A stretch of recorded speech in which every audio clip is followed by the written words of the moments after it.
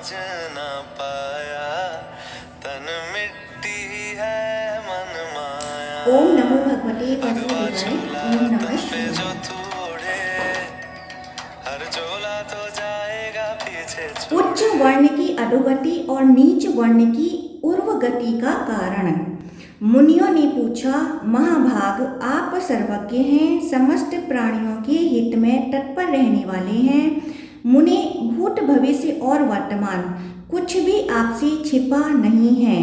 महामते, किस कर्म से उच्च वर्णों की नीच गति होती है और किस कर्म से नीच वर्णों की उत्तम गति होती है, यह बताने की कृपा करें। व्यास जी बोले, मुनिवरों, भांति भांति के वृक्ष और लताओं से आच्छादित, अनेक प्रकार की धातुओं से विभूषित तथा विविध आश्चर्यों से युक्त हिमालय के रमणीय शिखर पर त्रिपुरासुर का नाश करने वाले त्रिनेत्रधारी भगवान शंकर विराजमान थे। वहां गिरिराज कुमारी पार्वती देवी ने देवेश्वर महादेव जी को प्रणाम करके यही प्रश्न किया था। मैं वही प्रसंग यहाँ सुना रहा हूँ, तुम सब लोग ध्यान देकर सुनो। पार्वती जी ने पूछा, भगवान, स्वयंभू भगवान ब्रह्मा ने पूर्व काल में 4 वर्णों की सृष्टि की। उनमें से वैश्य किस कर्म से शूद्र भाव को प्राप्त होता है, अथवा क्या करने से क्षत्रिय वैश्य हो जाता है, और ब्राह्मण किस कर्म के अनुष्ठान से क्षत्रिय होता है। देव, इस प्रकार धर्म को प्रतिलोम दशा में कैसे लाया जा सकता है। ब्राह्मण अथवा क्षत्रिय किस कर्म से शूद्र होते हैं। भूतनाथ, आप मेरे इस संशय का निवारण कीजिए। क्षत्रिय आदि 3 वर्णों के लोग जो जन्म से ही यहाँ भिन्न वर्ण वाले हैं, कैसे ब्राह्मण भाव को प्राप्त हो सकते हैं। शिवजी बोले, देवी, ब्राह्मण तत्व की प्राप्ति अत्यंत कठिन है। सुबह ब्राह्मण स्वभाव से ही ब्राह्मण होता है, इसी प्रकार क्षत्रिय वैश्य और शूद्र भी स्वभाव से ही वैसे होते हैं, ऐसा मेरा विचार है। ब्राह्मण इस लोक में पाप कर्म करने से अपने पथ से भ्रष्ट हो जाता है, उत्तम वर्ण को पाकर भी फिर उससे नीच गिर जाता है। जो ब्राह्मण धर्म का पालन करते हुए उसी से जीवन निर्वाह करता है, वह ब्राह्मा भाव को प्राप्त होता है। परंतु जो ब्राह्मण तत्व का त्याग करके क्षत्रियोचित धर्मों का सेवन करता है, वह ब्राह्मण तत्व से भ्रष्ट होकर क्षत्रिय योनि में जन्म लेता है। जो विप्र लोभ और मोह का आश्रय ले अपनी मंद बुद्धि के कारण दुर्लभ ब्राह्मण तत्व को पाकर भी सदा वैश्य कर्म का अनुष्ठान करता है, वह वैश्य योनि को प्राप्त होता है। अथवा यदि वैश्य शूद्रोचित कर्म करने लगता है तो वह शूद्र हो जाता है। अपने धर्म से भ्रष्ट हुआ ब्राह्मण शूद्र तत्व को प्राप्त होता है। वर्ण से भ्रष्ट या बहिष्कृत होने पर वह ब्रह्मालोक से भी गिर जाता है और नरक में पड़ने के पश्चात शूद्र योनि में जन्म लेता है।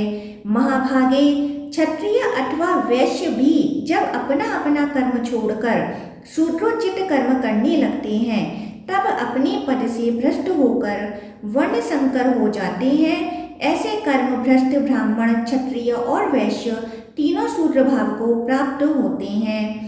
जो शूद्र ज्ञान विज्ञान से युक्त एवं पवित्र हो अपने धर्म का पालन करते हुए जीवन निर्वाह करता है, धर्म को जानता और उसके पालन में तत्पर रहता है, वह धर्म के फल का भागी होता है। देवी, ब्रह्मा जी ने यह दूसरी आध्यात्मिक बात बतलाई है, जिसके पालन से धर्मकामी पुरुषों को नैष्ठिक सिद्धि प्राप्त होती है। जो मनुष्य क्षत्रिय के वीर्य और शूद्र जातीय स्त्री के गर्भ से उत्पन्न अथवा वर्ण संकर है, उसका अन्न अत्यंत निंदित माना गया है। इसी प्रकार एक समुदाय का अन्न, श्राद्ध और सूतक का अन्न तथा शूद्र का अन्न कभी नहीं खाना चाहिए। देवी, देवताओं और महात्मा पुरुषों ने शूद्र के अन्न की सदा ही निंदा की है। यह श्री ब्रह्मा जी के श्रीमुख का कथन होने के कारण अत्यंत प्रामाणिक है। जो ब्राह्मण अपने पेट में शूद्र का अन्न लिए मृत्यु को प्राप्त होता है, वह अग्निहोत्र स्त्री और यज्ञकर्ता होते हुए भी शूद्रोचित गति को प्राप्त होता है। पेट में शूद्रान्न शेष रहने के कारण वह ब्रह्मालोक से भ्रष्ट हो जाता है। शूद्रान्न भोजी ब्राह्मण शूद्र तत्व को प्राप्त होता है। इसमें अन्यथा विचारने के लिए स्थान नहीं है। ब्राह्मण अपने उदर में जिसका अन्न शेष रहते रहते प्राण त्याग करता है और जिसके अन्न से जीवन निर्वाह करता है, उसी की योनि को प्राप्त होता है। जो लोग दुर्लभ ब्राह्मण तत्व को अनायास ही पाकर उसकी अवहेलना करते हैं अथवा अभक्ष्य भक्षण करते हैं, वे ब्राह्मण तत्व से गिर जाते हैं। शराबी, ब्रह्मा हत्यारा, चोर, व्रत भंग करने वाला, अपवित्र, स्वाध्याय न करने वाला, पापी, लोभी, अपकारी, सठ, व्रतहीन, शूद्री का पति, दोगले का अन्न खाने वाला, सोमरस बेचने वाला और नीच सेवी ब्राह्मण तत्व से भ्रष्ट हो जाता है। गुरु स्त्रीगामी, गुरु द्वेषी, गुरु निंदा परायण तथा ब्रह्माद्रोही ब्राह्मण भी ब्रह्मा योनि से गिर जाता है। जो शूद्र सब कर्म शास्त्रीय विधि के अनुसार न्यायपूर्वक करता है, सबका अतिथि सत्कार करके बाद में बचा हुआ अन्न भोजन करता है, अपने से श्रेष्ठ वर्ण वाले पुरुषों की सेवा शुश्रूषा में यत्न पूर्वक लगा रहता है, जो कभी मन में बुरा नहीं मानता, सदा सन्मार्ग पर स्थित रहता है, देवता और ऋषियों का सत्कार करता, सबका आतिथ्य करने के लिए दृढ़ संकल्प रहता, ऋतुकाल में पत्नी के साथ समागम करता, नियम पूर्वक रहकर नियमित भोजन करता और कार्य दक्ष साधु सेवी तथा अतिथियों से बचे हुए अन्न का भोजन करने वाला होता है, जो कभी भी मांस नहीं ग्रहण करता, ऐसा शूद्र वैश्य योनि को प्राप्त होता है।